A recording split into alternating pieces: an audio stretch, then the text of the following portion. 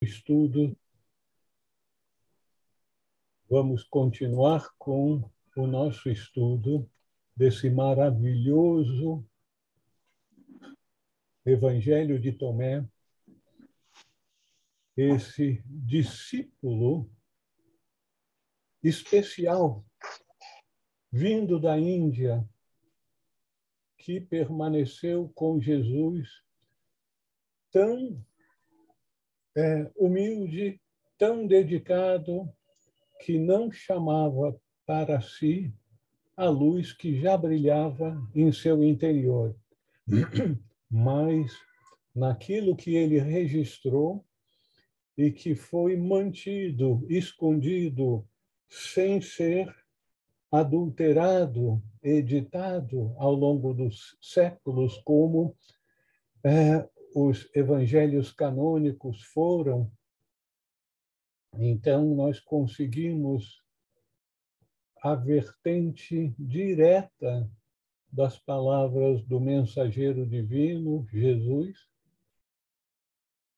para despertar a nossa luz interior. Nós ficamos, na reunião anterior, no versículo 57. Continuamos agora com o versículo 58. Jesus disse: bem-aventurado o homem que foi submetido à prova, porque ele encontrou a vida.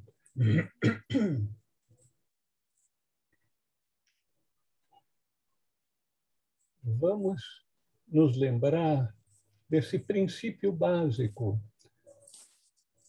O mestre procurava despertar a intuição em seus discípulos. Por isso, ele não dava mingauzinho na boca dos discípulos, esmiuçando tudo, dizendo com todos os detalhes os ensinamentos que os discípulos deveriam aprender. Você vê a grande diferença. O mestre, o divino instrutor, não vem ao mundo para dar informações aos seus discípulos.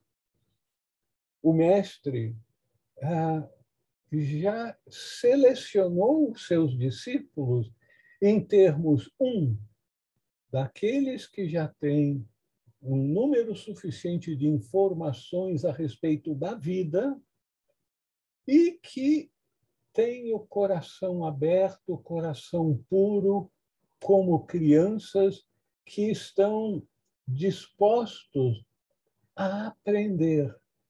Agora, o verdadeiro aprendizado não é ter inúmeros livros para ler.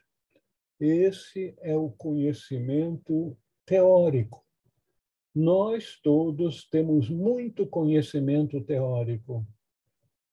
O que nos falta é desenvolver aquela capacidade que todos nós temos, mas ainda é, na maior parte das pessoas, uma capacidade latente, mas não atuante, que é de mergulhar dentro da luz interior que tudo sabe, que tem acesso a todas as informações, para, das informações, retirar intuitivamente o conhecimento do caminho que deve ser trilhado para a vivência de cada situação. Então, o mestre quer nos tornar mestres como ele, e sabe que todos nós já temos o ser de luz dentro de nós, Cristo em nós, esperança de glória. O mestre, então, tem como objetivo último, não é nos dar informações, mas nos ajudar a despertar Cristo em nós, para que nós possamos, quando o mestre externo não estiver mais conosco, não estiver disponível para responder mil e umas perguntas, para que a gente possa perguntar para o mestre interior, que está conosco 24 horas por dia e que é como o mestre exterior, porém, ainda não conseguimos nos sintonizar inteiramente com ele. Então, o caminho espiritual é esse caminho em que nós vamos cada vez nos aproximando mais e mais da fonte, não só de conhecimento, mas de sabedoria que está dentro de nós, para que a nossa luz possa brilhar. Então, nós vemos esse elogio diante de nós. Bem-aventurado o homem que foi submetido à prova, porque ele encontrou a vida. Uai! Todos nós que aqui estamos, e aqueles que aqui não estão também, todos são submetidos à prova. Nós não temos provaçõezinhas e provações maiores todos os dias que nós temos que enfrentar e superar. Então, nós somos submetidos à prova, mas nem todos conseguem superar as tentações. Então, nós temos tentações de todos os tipos. Tentações das coisas agradáveis que nos prendem nesse mundo. Como tem tentação! Quanto bolo com calda de chocolate que está na nossa frente! Que tentações terríveis! E outras tentações que são até mais tentadoras. Tentações de todos os tipos. Veja só, naquela obra monumental, Luz no Caminho, há um texto usado para treinamento de discípulos à iniciação. Ao longo dos milênios, aquele texto começa com mate a ambição. Uma tremenda tentação que nós temos, a ambição de sermos mais poder, mais influência, mais desse mundo. Então, conseguirmos desabrochar a nossa luz interior, os poderes latentes do divino em nós, à medida que começamos a fazer isso, uma das grandes tentações que os discípulos avançados têm meu Deus do céu, agora eu consigo captar a atenção das pessoas. Elas estão me procurando para que eu possa liderá-las. Então, eu vou ser um pastor. Não estou falando de religião. Eu vou conduzir o rebanho daqueles que me seguem. A tentação do poder. Mate a tentação. À medida em que nós conseguirmos despertar nossa luz interior, a intuição for se tornando mais e mais atuante e que nós começarmos a desenvolver poderes de vidência, clareaudiência, poderes de materialização e desmaterialização de objetos. A gente ouve essas coisas, sim, todos nós.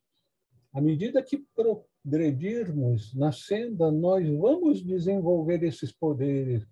Então, vocês imaginem essas pessoas que desenvolvem esses poderes, quantas pessoas que já desenvolveram alguns desses poderes e se desencaminharam na senda espiritual. A história, inclusive aqui no Brasil, tempos recentes, a gente não precisa citar nome, imediatamente a gente se lembrará desse, daquele, do outro. Como a gente precisa aprender a superar as tentações que aparecem no caminho daquele que está fazendo progresso. O pior é esse, à medida que a gente vai fazendo progresso na senda, as tentações vão aumentando porque elas serão cada vez mais de um nível mais abstrato, mais espiritual. Então, bem-aventurado o homem que foi submetido à prova e superou as tentações, porque ele encontrou a vida. A vida, que vida é essa? Todos nós não estamos vivos? Encontrou a vida una e sabe que todos nós somos expressões desta vida una. Consequentemente, nós temos que passar a agir como expressões da vida una, não como indivíduos que vão desenvolvendo mais conhecimento, mais poderes, e aí aproveita, venha a nós o vosso reino, nós sou eu. Né? Então, o que eu tiro disso? Qual é o meu 10% ou 25%, sei lá o quê? Então, essa ganância, essa ânsia por poder, por coisas materiais, as tentações de todos os tipos, nós temos que aprender a superá-la. E a gente tem que começar do começo, com as pequeninas coisas, as coisas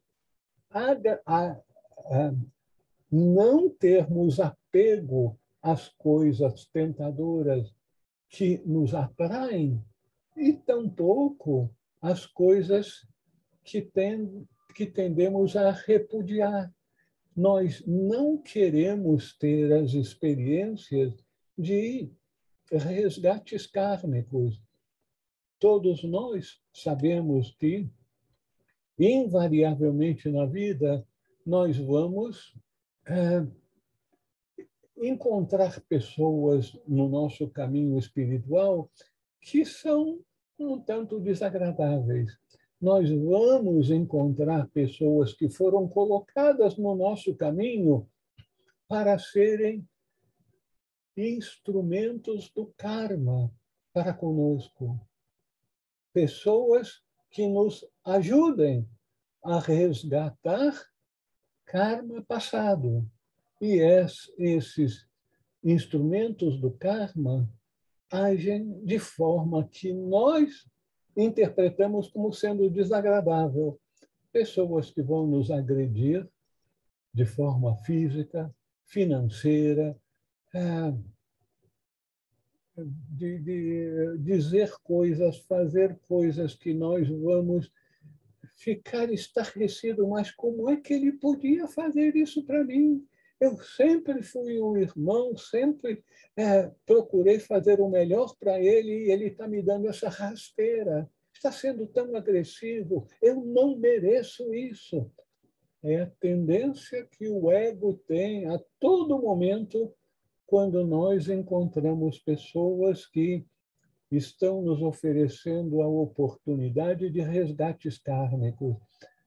É por isso que todos os instrutores estão constantemente nos alertando para a importância da inofensividade, aquela palavra sânscrita que a gente encontra nas tradições orientais e custa para apreender o significado, ahimsa, inofensividade, aquela qualidade de não,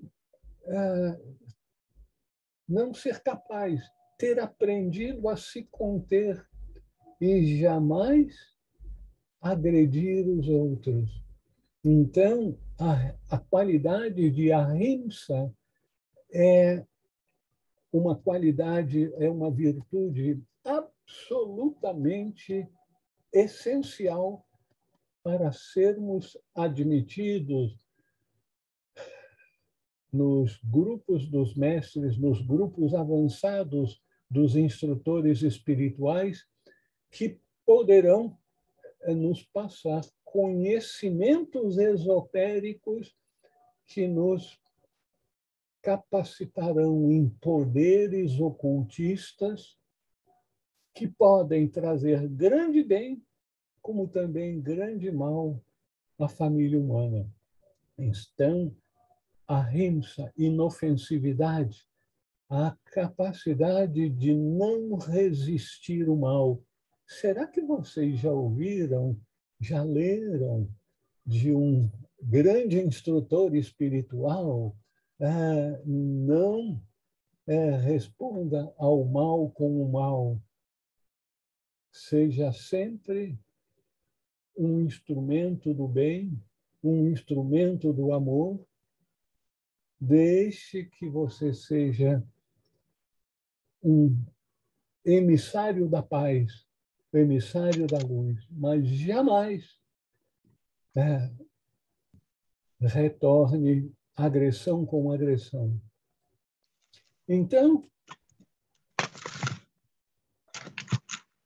o nosso instrutor, nessa passagem, chama a atenção de algo que a gente conhece. Na vida comum, na vida espiritual, é como nas competições esportivas. Só os vencedores recebem medalhas, recebem prêmios. Então, nós vamos ter que ser vencedores, vamos ter que ser atletas olímpicos da espiritualidade. E a Olimpíada não é só em Tóquio, em Paris, meu Deus do céu, no Rio de Janeiro, não. A Olimpíada espiritual é no mundo em que vivemos. Nós não precisamos viajar para aquela capital, para aquele lugar maravilhoso. Aonde nós estamos, nós estaremos no lugar da competição contra o ego, contra aquele que procura nos dominar, aquele que procura nos engabelar com fake news para que a gente venha a agir contra os interesses da vida. E nós somos parte da vida una, daquele poder que vivifica nossos corpos, nossa personalidade, que é a luz, que é o amor, que é o divino em nós. Então, vamos estar atentos que precisamos ser atletas espirituais. E o atleta espiritual precisa de tantos, quem sabe até mais disciplina. Essa é uma palavra que a gente não gosta muito de trazer para o nosso dia a dia. Disciplina, que coisa mais chata. Que coisa chata essa de ficar atento ao aqui e agora. é tão mais atraente para nós ficarmos nos lembrando das nossas conquistas passadas e ficarmos nos lembrando das injustiças passadas, ficarmos preparando mentalmente aquela viagem que nós vamos fazer assim que terminar a pandemia, né? Para comemorarmos. Então, nós pulamos do passado para o futuro e reservamos muito pouco da nossa plena atenção para o momento presente, para as circunstâncias do momento, para o desafio que nós temos no aqui e no agora. Por que que a gente faz? Eu estou falando de mim, não estou falando de vocês. Por que que eu faço tão pouco progresso? Por causa da inabilidade de estar constantemente atento ao que está se passando aqui e estar respondendo com todo o amor, com todo o cuidado, com todo o carinho para as situações do momento. É preciso nós aposentarmos o passado e o futuro e trazermos para o presente toda a nossa atenção. Então, esses são as provas que nós somos submetidos. Não são só as tentações óbvias, mas as tentações constantes de fugirmos da atenção para o momento presente. Eu fico estarrecido quando vou a um restaurante, à praça da alimentação, às vezes no fim de semana, e eu vejo aqueles jovens que sentam nas diferentes mesas e jovens bonitos que estão juntos e tem entre eles um celular. Então, em vez de estar prestando atenção no aqui, no agora, na companhia que tem, está com um celular na frente. Então, essa tentação que nós temos, que nem sempre a gente consegue superar, de estar voltado para o aqui e agora. Quando a gente consegue estar atento ao aqui e agora, a gente dificilmente vai agredir os outros, vai ser indiferente com a dor dos irmãos com os quais nós estamos convivendo no momento. Então, bem-aventurado o homem que foi submetido à prova e conseguiu superá-la, porque ele assim vai encontrar a vida una, a vida divina que está dentro de nós.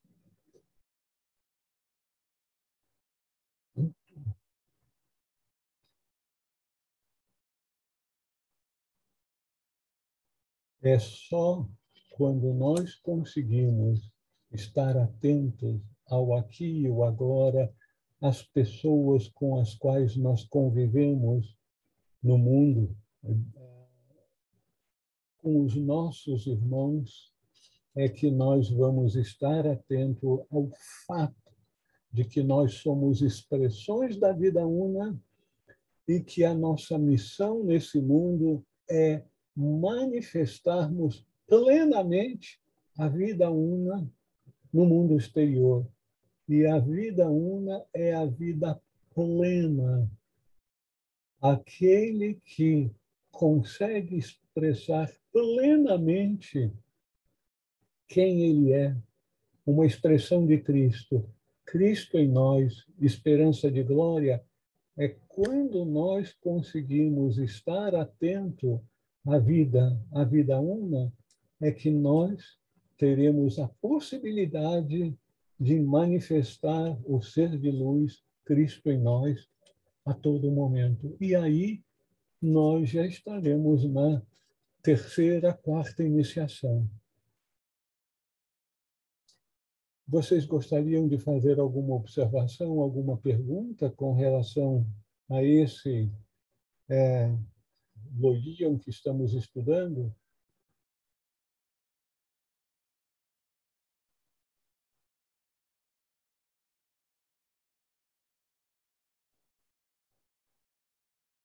Todo mundo está recatado. Muito bem. Então, vamos passar adiante. 59.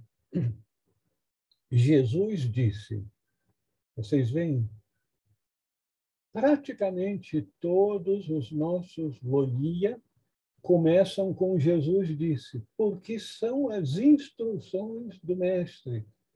São essas que nós precisamos acessar, conhecer e responder a elas para que a gente faça progresso no caminho, não considerações a respeito de quem era Jesus, o que ele veio fazer nesse mundo, qual foi o legado dele. O legado dele foi a Boa Nova. A Boa Nova são as instruções do Mestre. Então, no nosso manuscrito de Tomé, as instruções começam sempre com Jesus disse, ou eles lhe perguntaram. Tá? Então, Jesus disse, prestai atenção ao vivo enquanto estáis vivos, para que, ao morrerdes, não fiqueis procurando vê-lo sem conseguir. Agora a coisa está meio complicada. Como é que a gente vai destrinchar esse atenção ao vivo enquanto estamos vivos para não morrermos e ficarmos procurando ver o vivo em vão? Bom, os ensinamentos da gnose, os ensinamentos profundos sobre a verdade, gnosis é conhecimento em grego, só que não é o conhecimento das coisas do mundo, são das coisas do mundo da realidade, não do mundo da ilusão no qual nós vivemos.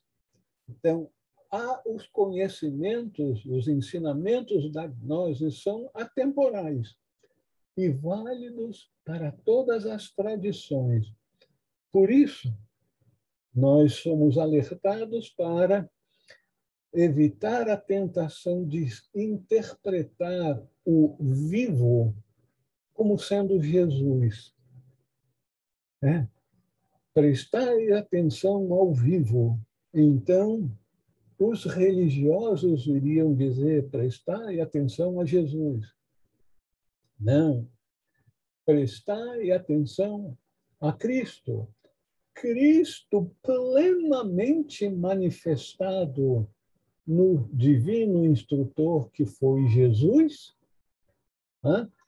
plenamente manifestado em Jesus, e Cristo em nós, que é a missão de cada um de nós, de despertarmos Cristo que está em nós. Essa é realmente uma missão digna de uma Olimpíada. É pular 5 metros e tanto, um salto com vara. Nós não conseguiremos fisicamente dar um salto com vara e passar 2 ou 3 metros, mas vamos ter que passar 5 metros. Então, esse é o desafio que nós todos temos. Prestar atenção a Cristo vivo em nós, que nós temos a tendência de deixá-lo dormindo. Não é morto, dormindo. Ele está latente, adormecido. O nosso grande desafio é conseguirmos nos sintonizar com o vivo, com a vida. a vida, a expressão da vida uma, que é Cristo em nós, veja só, nos sintonizarmos, porque ele já está em nós. Mas, ao contrário do nosso computador, que a gente aperta esse botão, que a gente clica aqui e ali, aí a tela abre isso, abre outro programa, aí a gente faz a consulta para o Google e vem todas aquelas alternativas, e a gente escolhe. Nós temos que aprender não a apertar botão, a abrir programas, mas é abrir a alma. E como é que a gente faz isso? Ficando atento ao interior. Como é que a gente fica atento ao interior? Aquele processo chamado de meditação. Jesus ensinava aos seus discípulos a meditação. E Jesus também tinha alguns rituais que todos os grandes instrutores têm, rituais em que, servindo-se de conhecimento esotérico, chama aqueles capazes de conduzir as forças, as energias existentes no mundo para atender a certos propósitos que aqueles que foram iniciados nessas grandes verdades, porque eles se tornaram auxiliares do alto para ajudar aos irmãos que estão perdidos no mundo, que anseiam libertar-se do sofrimento, alcançar a luz, alcançar a paz profunda que nada pode perturbar. Então, é isso. Nós todos vamos encontrar o vivo, acessar o vivo dentro de nós, porque o instrutor externo nem sempre está à nossa disposição, está encarnado, e nós temos o karma extremamente favorável de conhecer um instrutor iniciado, disponível para nos instruir nesse mundo. Então, nós sabemos do nosso elenco de conhecimento esotérico que, quando o discípulo está pronto, o mestre aparece. Então, qual é o segredo para nós? Estarmos prontos. E como é que nós vamos aprender a estar prontos? Diminuindo o peso de nossa bagagem. Bagagem? Nossa, mãe, nós carregamos mochila pesadíssima com o quê? Com apegos, com condicionamentos de não é coisas materiais.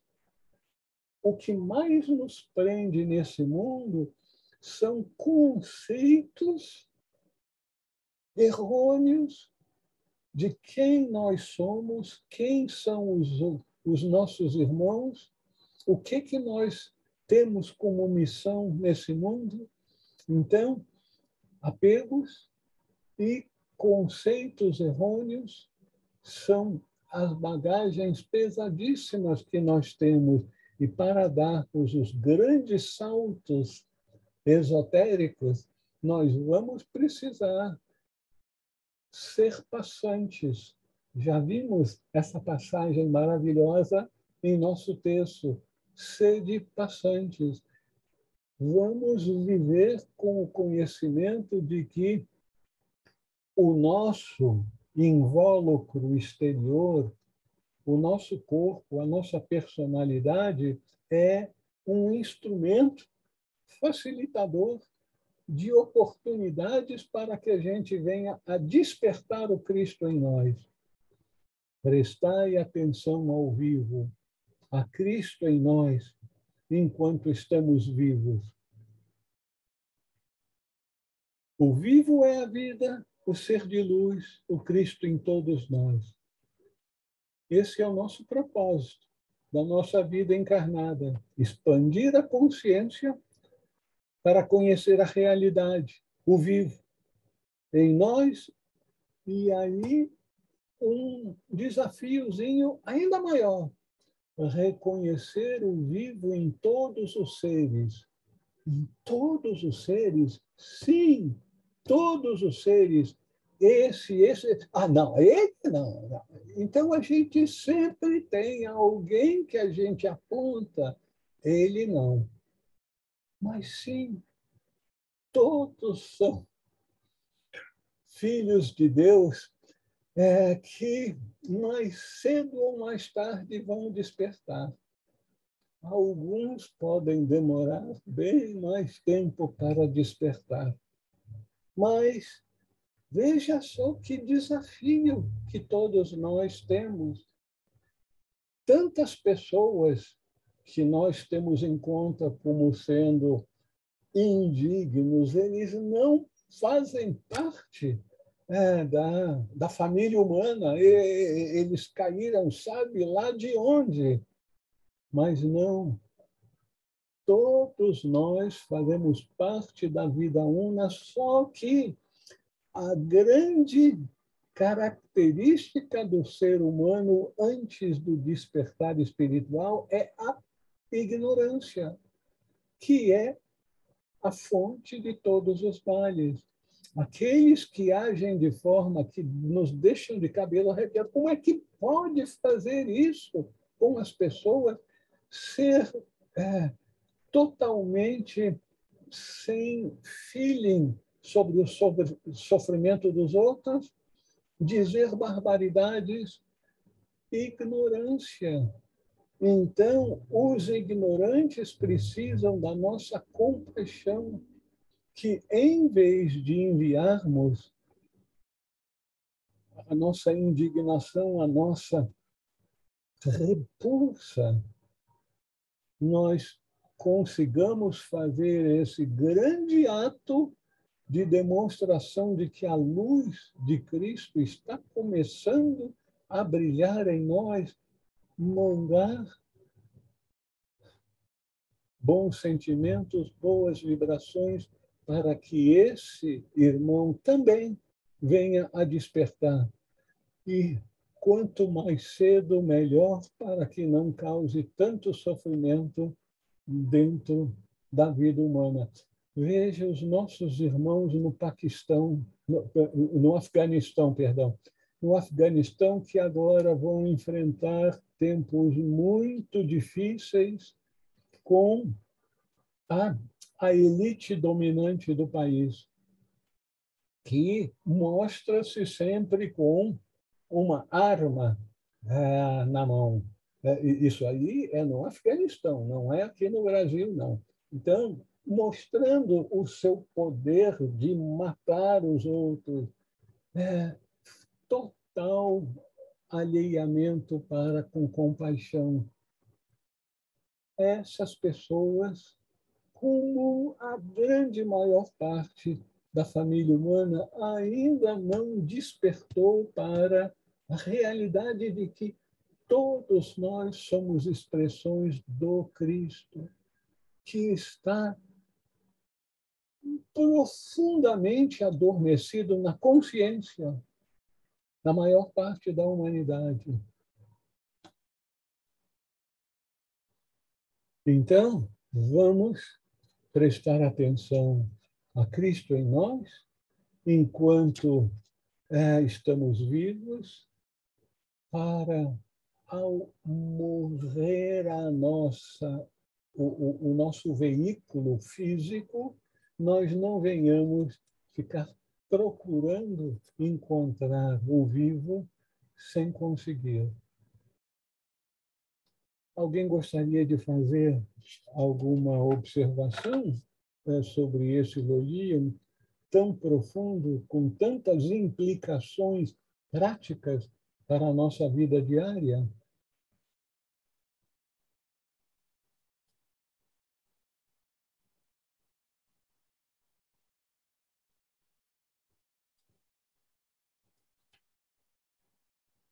Ok, nós vamos terminar esse Loion nos lembrando que nós não nascemos para morrer.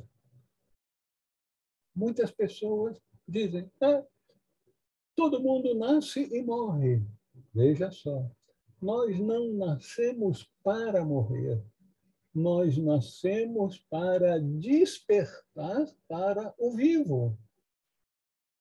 Antes que o nosso veículo chegue ao término do seu período de validade, também do seu karma de oportunidade de vivência aqui nesse mundo, para dar esse salto em consciência, esse despertar, para que a gente não continue acumulando karma negativo, mas que comecemos a pagar os nossos débitos com a vida, para que o mais rápido possível a gente possa começar a expandir a consciência, em vez de acumular débitos negativos com o karma.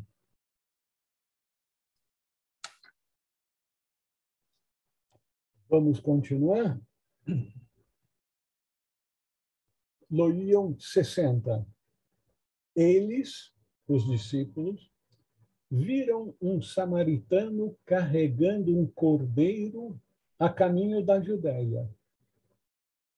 Ele, Jesus, perguntou a seus discípulos: por que o homem está carregando o cordeiro?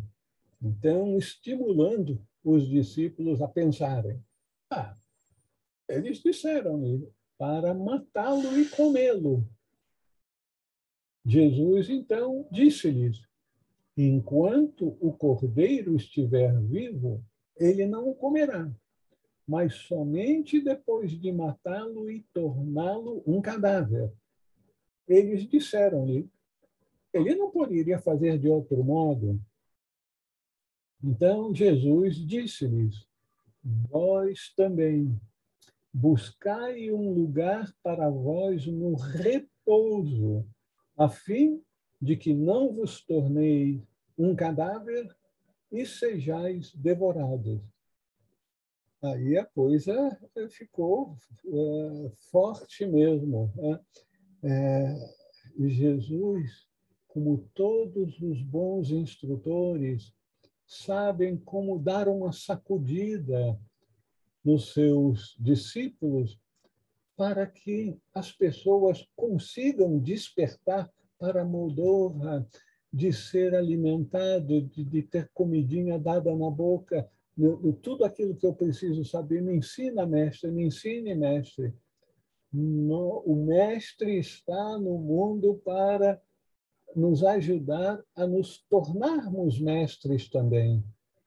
Então, Jesus nos diz que o cordeiro, como as crianças, simboliza a inocência, a força do amor, a fragilidade do ser espiritual que é inofensivo, está atento para a lei universal de Ahimsa, que não vai causar dano aos outros.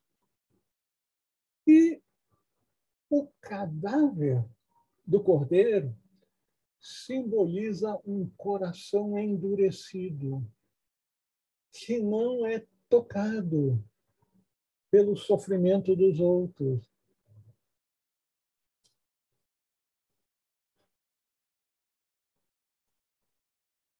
Eu vou aproveitar essa questão de ser tocado pelo sofrimento dos outros, é algo extremamente central na doutrina avançada budista. Então, os budistas avançados são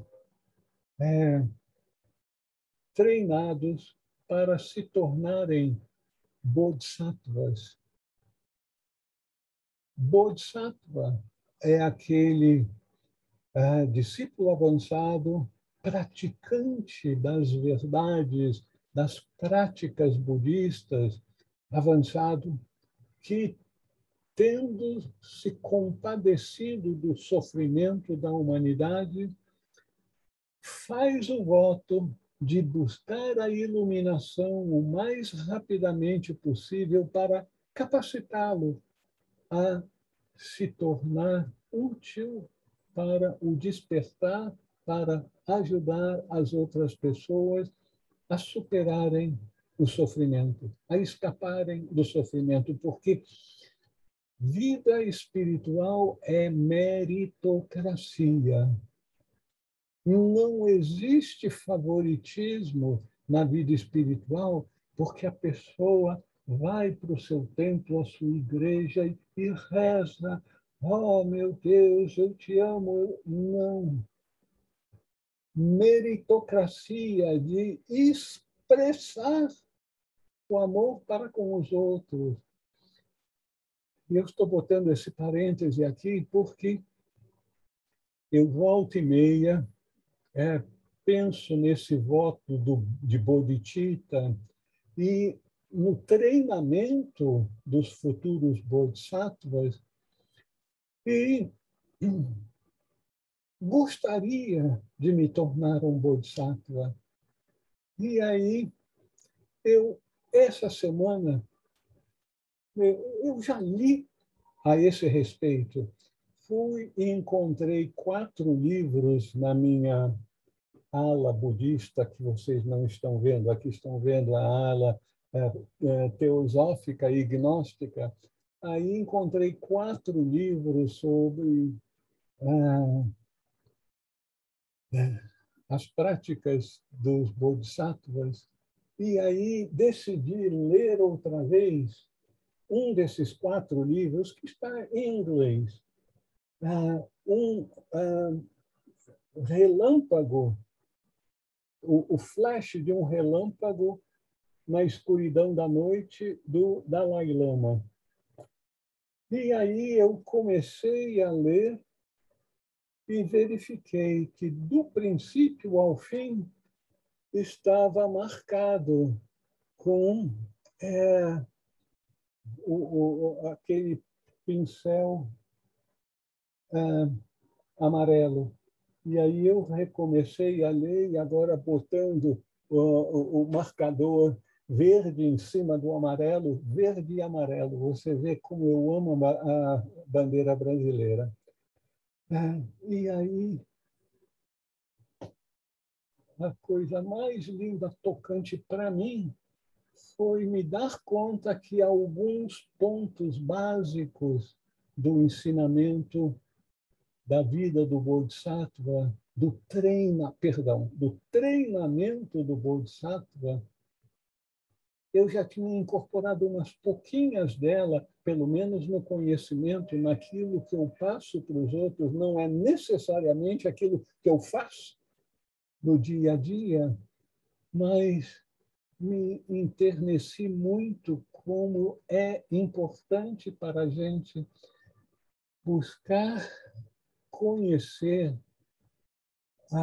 o que é essencial no processo de autotransformação para nós, para tentarmos colocá-lo em prática na nossa vida diária.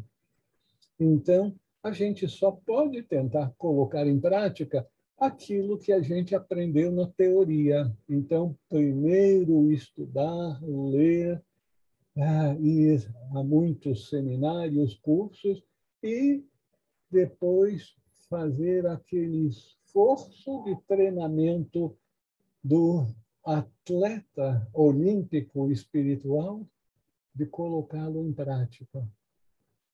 Bom, então, deixando a prática dos bodhisattvas, que todos nós vamos nos tornar, e quanto mais cedo, melhor, verificar que o, o cordeiro simboliza a inocência e a força do amor. Até que ponto nós estamos vivenciando essa inocência interior, essa força do amor na prática, no nosso dia a dia? Jesus afirma que para evitarmos nos tornarmos um cadáver neste mundo, precisamos entrar no repouso. Esse é um aspecto da nossa prática espiritual que nem sempre a gente dá suficiente atenção. Nós damos bastante atenção a lermos, a estudarmos, a participarmos de palestras, de cursos, mas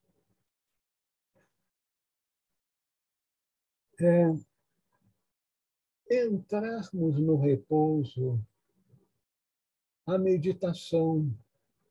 meditação formal, de preferência de manhã cedo, se possível, antes que a gente fique agitado aqui, né?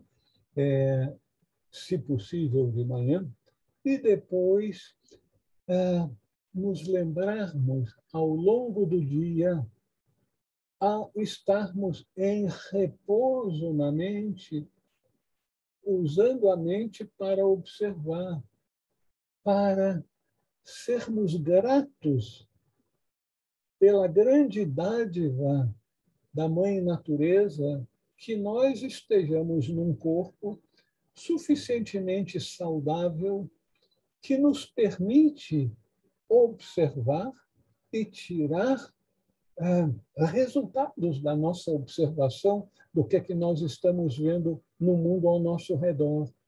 Tirarmos lições da vida, sermos gratos.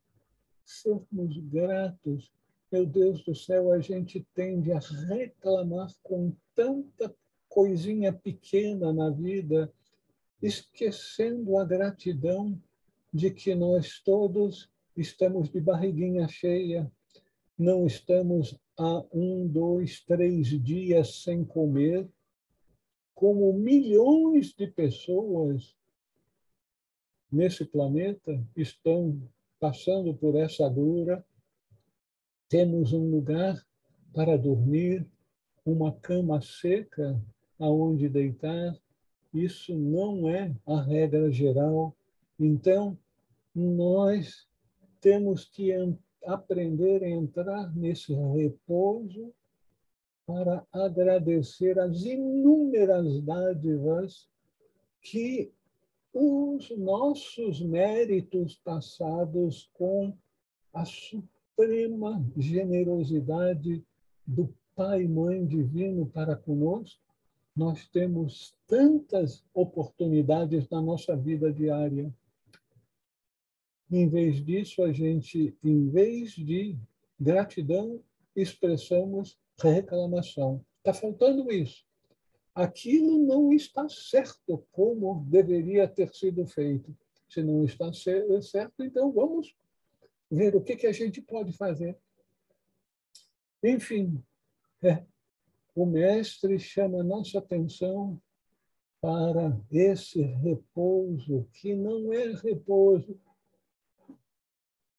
de apagarmos do mundo. Ao contrário, é um repouso para despertarmos, porque nós estamos numa roda viva tão grande dos nossos interesses da vida material exterior, que não temos tempo suficiente para observar o desenrolar da vida com uma espécie de filme que está passando diante dos nossos olhos, e, à medida que nos tornamos conscientes, olha a expressão, nos tornamos conscientes da vida que está passando diante de nossos olhos, nesse repouso do desapego do meu, eu quero, é para mim, é a observação, é esse repouso do ego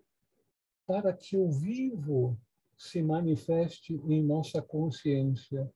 Então, Jesus chama atenção para não morrermos e nos tornarmos um cadáver, nos tornarmos dormindo enquanto vivemos, dormindo para a realidade última da vida.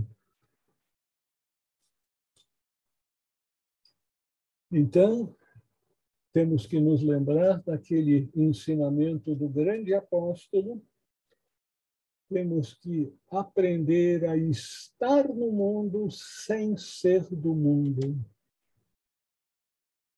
Ou, como dizia Jesus, como disse, registrado nesse Evangelho de Tomé, sermos passantes, termos consciência que estamos de passagem nesse mundo, sem nos apegarmos, estarmos no mundo, termos o nosso carro, a nossa casa, a nossa família, os nossos livros, ou lá, como os livrozinhos. A gente pode ter sem apego, é lógico, não é? É difícil. Vocês não ouviram, não, né? Então, tá bom. Então, nós temos que despertarmos para a realidade da vida. Parece que é uma coisa fácil, mas é algo digno dos atletas espirituais. Vocês gostariam de dizer alguma coisa? Não é possível que ninguém queira dizer nada, fazer nenhuma pergunta.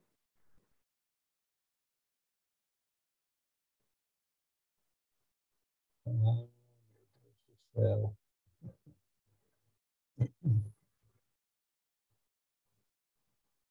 Eu vou fazer um joguinho sujo, dizer o nome de uma pessoa que é um estudioso muito dedicado, muito profundo, se ele poderia acrescentar alguma coisa. Luiz Benvenuti, você está em condições de nos ajudar um pouquinho nesse particular?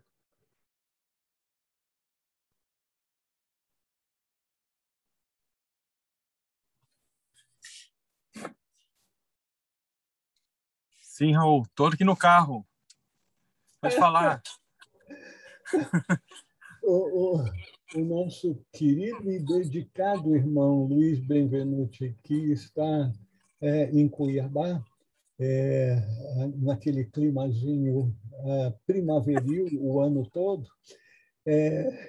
ele tem 1 hora a menos, então provavelmente está no carro agora de volta a casa e é tão dedicado que para em algum lugar para estar participando, pelo menos ouvindo o que está se passando. Então, você disse, foi um jogo sujo que eu fiz com você. Eu imaginei que você estivesse a caminho de casa. Muito obrigado, meu irmão. Eu chamei a atenção, o Benvenuti é muito dedicado, estudioso, é um discípulo avançado que é um grande ajudante do vivo nesse mundo. E é o que todos nós devemos procurar ser, sermos portadores da luz, trazermos um sorriso, uma alegria, uma dádiva de algum tipo para nossos irmãos todos os dias. Olhos no volante, por favor, Benvenuti. Não, eu tô no momento eu tô parado, tô aguardando, tô no estacionamento. Estou seguro, estou seguro. Tá bom. Muito obrigado, Seguro. meu querido. Namastê, meu caro. Namastê. Luiz Alberto, por favor.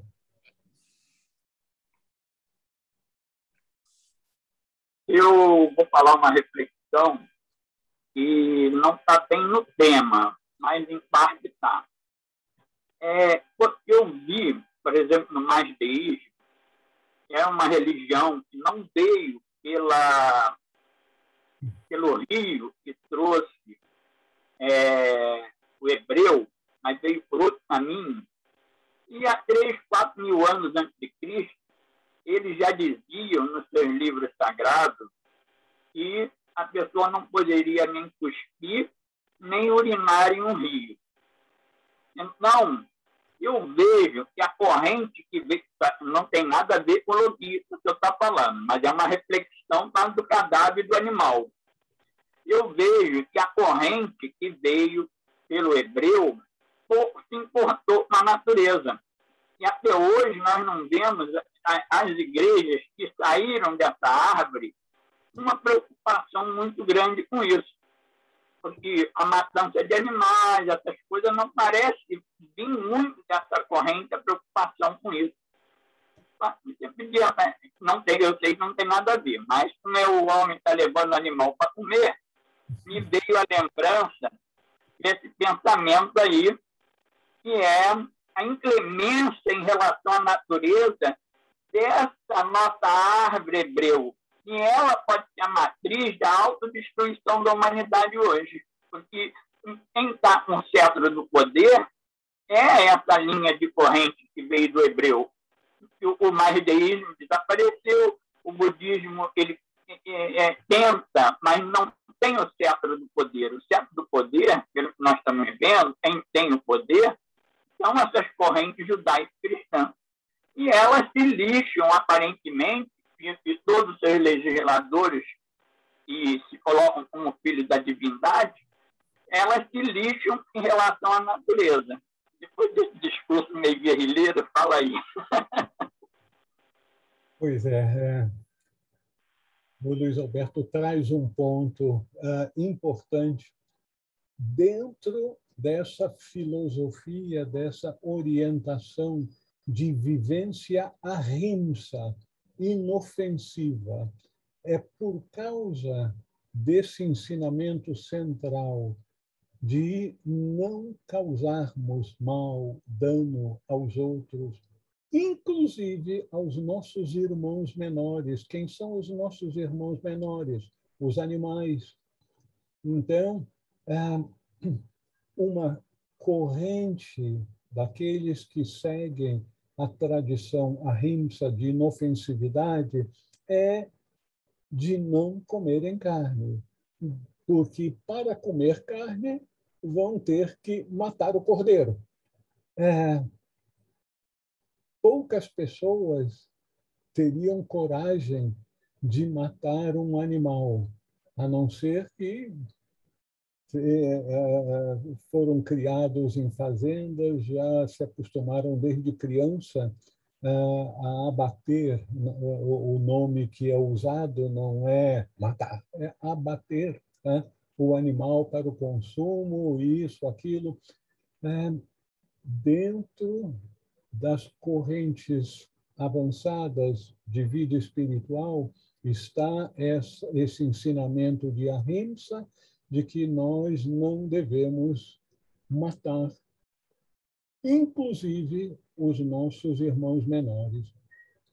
No entanto, nós temos que entender que as civilizações se desenvolvem em diferentes circunstâncias. É muito mais fácil para as comunidades que são sedentárias, não são nômades, sedentárias, que têm condições de cultivar a terra, de se tornarem vegetarianos. Porque os nômades são nômades, porque não conseguem tirar o sustento da terra num determinado lugar. Então, precisam ter um rebanho e levar os seus animais para diferentes lugares para pastarem, para finalmente matar o cordeiro, matar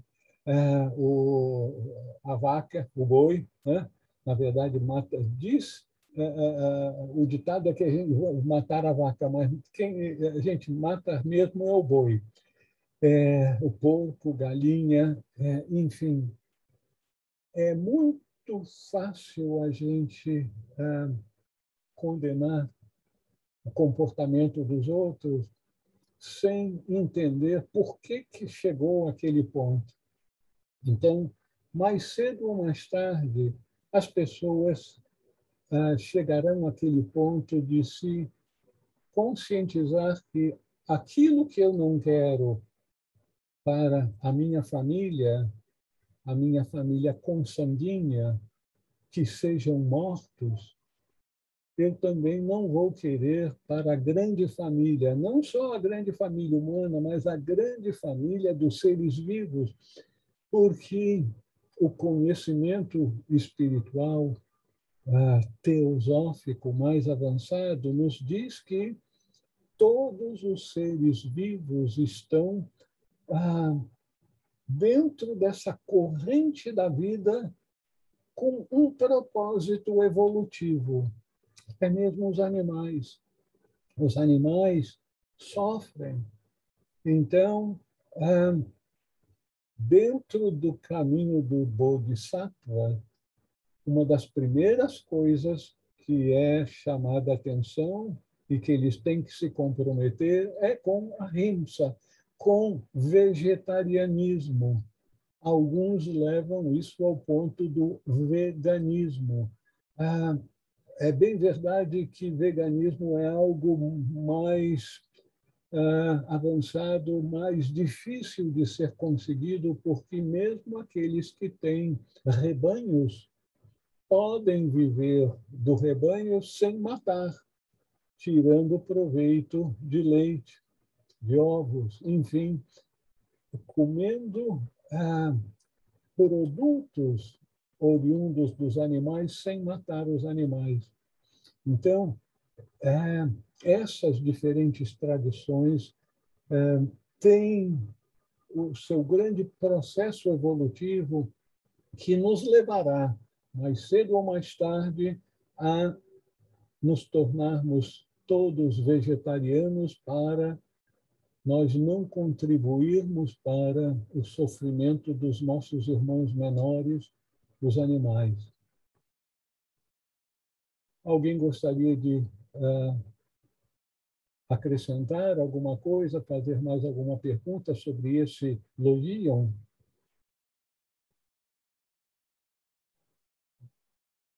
Continuamos então. Loiyon 61. Jesus disse: 2 repousarão sobre um leito, um morrerá, o outro viverá. Salomé disse: quem és tu, homem, que usavas a minha cama e comias à minha mesa? Jesus disse-lhe: eu sou aquele que existe a partir do indivisível. Ela não estava esperando essa resposta. Eu sou aquele que existe a partir do indivisível.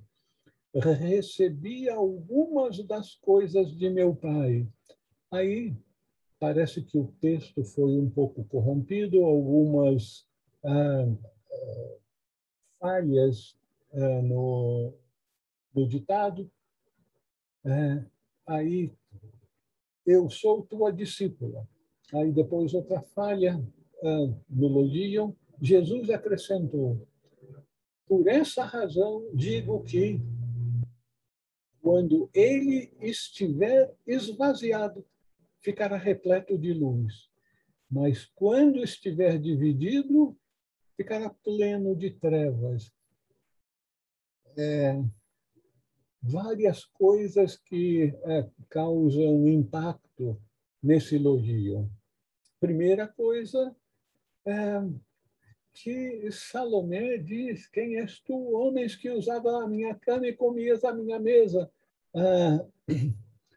As mentes, talvez um pouquinho deturpadas, possam pensar: eita ferro, o que Jesus estava fazendo na cama de Salomé?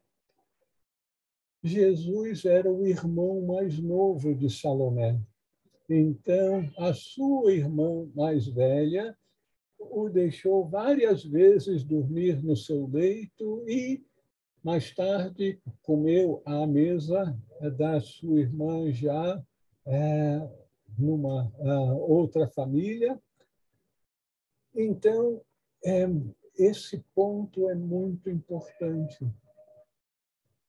Ao que consta da tradição esotérica, todos os familiares de Jesus, seus irmãos, foram seus discípulos. Alguns mais avançados do que outros.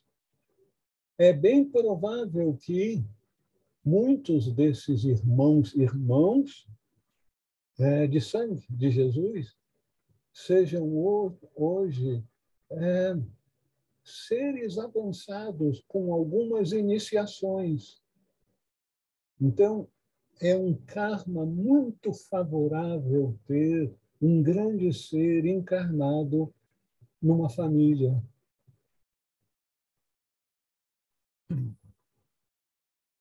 Ao ouvir as pregações de Jesus adulto aos seus discípulos, Salomé também se declara discípula de seu irmão mais novo.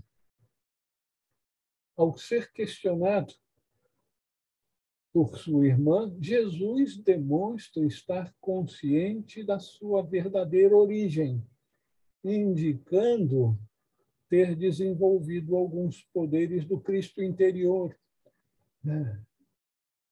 que recebi algumas das coisas de meu Pai, como Jesus tão gentilmente coloca. Recebi, todos nós recebemos, mas não resgatamos as coisas do Pai Celestial, os poderes inerentes à nossa natureza de filho de Deus. Meus irmãos, isso aqui é muito importante. Os poderes inerentes da nossa, todos nós, a nossa natureza como filhos de Deus. Nós tendemos a nos olhar no espelho e nós vemos o nosso corpo, a nossa personalidade e nos deixamos enredar pela ilusão de que o nosso corpo sou eu.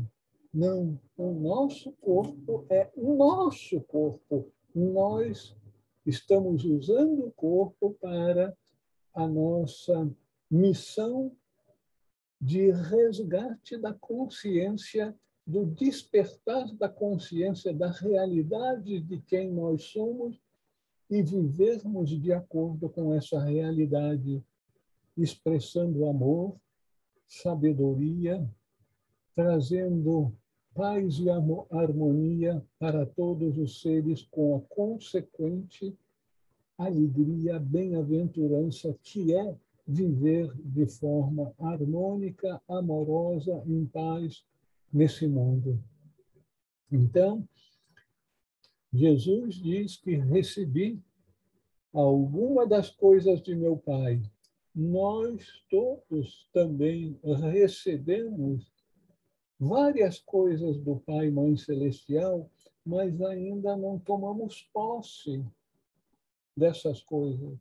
Cabe a nós nos determinarmos a tomarmos posse dessas coisas do Pai Celestial para usá-las no mundo, para nos tornarmos portadores da luz, sermos curadores.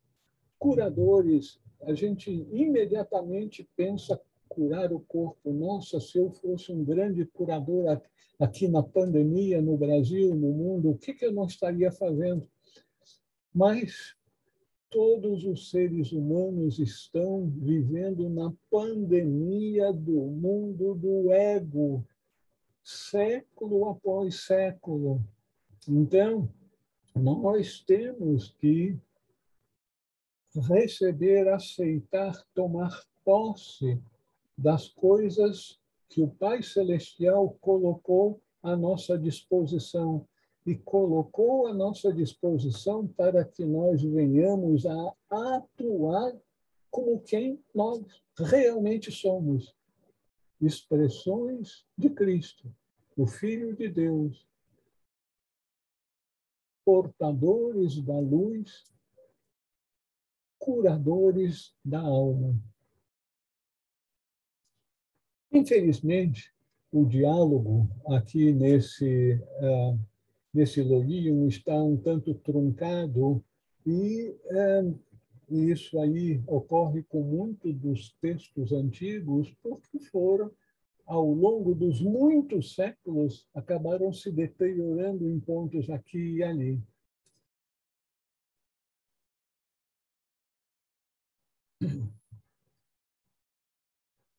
Como em muitos dos ensinamentos mais profundos que nós encontramos no Evangelho de Tomé e em outros textos gnósticos, eles parecem, assim, que mexem com a nossa cabeça, parecem que indicam o oposto do que a gente imagina que deveria ser. Então, que a pessoa, para se tornar plena de luz, deve se esvaziar.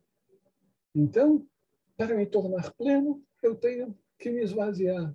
Sim, me esvaziar o quê? Não é os bolsos. A gente imediatamente pensa, meu Deus do céu, vou ter que esvaziar meu bolso, a minha conta bancária. Não, é uma coisa muito mais difícil que a gente vai ter que se esvaziar daqui, dos nossos apegos e dos nossos condicionamentos.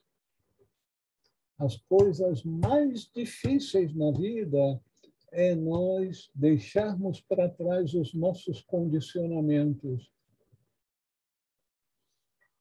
Não sei se algum de vocês já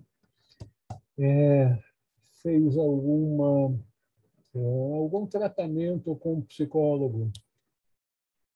Eu tenho 2 filhos que são psicólogos e eles vivem falando das façanhas pessoais deles como psicólogos profissionais, como é difícil ajudar as pessoas, porque as pessoas não se abrem para aquilo que está causando o sofrimento deles.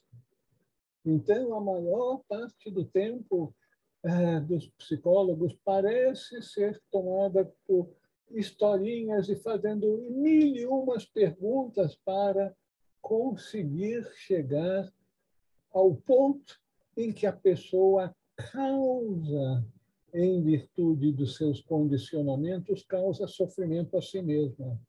Então, olha a sabedoria do mestre. Nós temos que nos esvaziar dos nossos condicionamentos para nos tornarmos plenos de luz, porque os condicionamentos são do ego. A luz é do ser, é do divino em nós. Então, para que o divino possa brilhar, o ego tem que sair do caminho.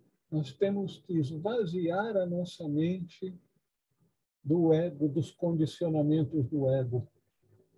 Então, vocês estão vendo que todos nós temos um imenso desafio. Nós temos que usar a nossa mente para superar os entraves em nossa mente, para que a nossa mente possa brilhar. Quem ouvir isso vai dizer, meu Deus, isso aí é blá, blá, blá. Não, como é que você vai usar a sua mente, esvaziando-a para que ela possa se manifestar em sua plenitude divina. A gente se esquece que a mente é a grande ponte entre o material e o divino. Nós temos uma parte da mente que é concreta, outra parte que é abstrata ou divina, e nós temos que encontrar os meios, daí as práticas espirituais, para progressivamente esvaziarmos os condicionamentos da nossa mente concreta, para que a mente divina abstrata possa se fazer sentir, se comunicar com a nossa alma. O que é alma? É consciência. Então, a nossa consciência só vai despertar e expandir quando aquilo que limita a consciência, que é a mente concreta agitada o tempo todo, se aquietar, se esvaziar, dar espaço para que a mente divina em nós venha se manifestar em nossa consciência.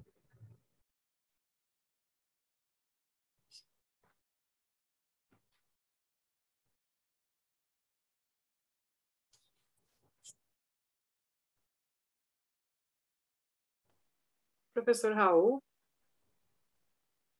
Sim, Juliane, Juliane, muito bem, Juliane. o senhor citou esse exemplo dos psicólogos, aí me veio um pensamento assim, que as práticas espirituais é que nos ajudariam a esvaziar essa mente, né? Uma meditação, se a gente se dedicasse a essas práticas, seriam mais fáceis, né? Você tem toda a razão, Juliane. Parabéns por pensar e expressar com suas palavras aquilo que você captou do nosso estudo. As práticas espirituais, meditação e outras práticas também, todas elas visam exatamente isso, abrir espaço para o divino em nós vir para a nossa consciência. O divino, vamos dizer, simbolicamente, já está no interior do nosso coração. Simbolicamente. Agora, como é que nós deixamos o divino em nós se manifestar? Nós precisamos fazer com que ele suba a consciência de nossa mente para que, aquietando o ego, o ser de luz, Cristo em nós, possa se manifestar. E ele vai se manifestar de formas assim tão simples, aparentemente simplórias, mas é uma simplicidade que a gente vê o resultado depois. É a simplicidade que traz a aceitação, a compaixão. Pessoas que estão perdidas no mundo, estão tão perdidas que se sentem tão pobres no mundo, que buscam chamar a atenção por falar muito, por querer se mostrar como o sabe tudo, enquanto que quanto mais a gente sabe coisas do mundo, mais se dá conta, como os grandes sábios da antiguidade dizia, tudo que sei é que nada sei. Luiz Alberto, por favor. Uma reflexão, talvez tola, mas sempre passa pela minha cabeça, é que se isso é verdade, não sei se é verdade, se nós utilizamos só uma pequena parte do nosso cérebro. Para mim, mente é uma coisa extra-cérebro. O cérebro é onde ficou reunido as coisas realmente físicas. E, se isso for verdade, de repente, essa cultura que chegou a nós através desse nível que nós estamos hoje, dizem que outras humanidades existiram, lemurianos, atlantes, Então, esse cérebro poderia ter um software de melhor qualidade. Se a gente comparar o cérebro com o computador, então esse esvaziamento deve ser para colocar um software capaz de fazer a gente encarnado com esse cérebro conceber coisas que a nossa cultura limitante e cheia de preconceito não deixou a gente ter um software. A gente ainda está do Windows 316 no cérebro. De repente, não chegamos ainda ao XP, esse Windows mais moderno. Então, talvez esse esvaziar era exatamente para a gente poder dar esse pulo de qualidade e usar esse cérebro de verdade. A gente não consegue. Se for verdade, ele não é todo usado. É uma ideiazinha maluca. Muito obrigado.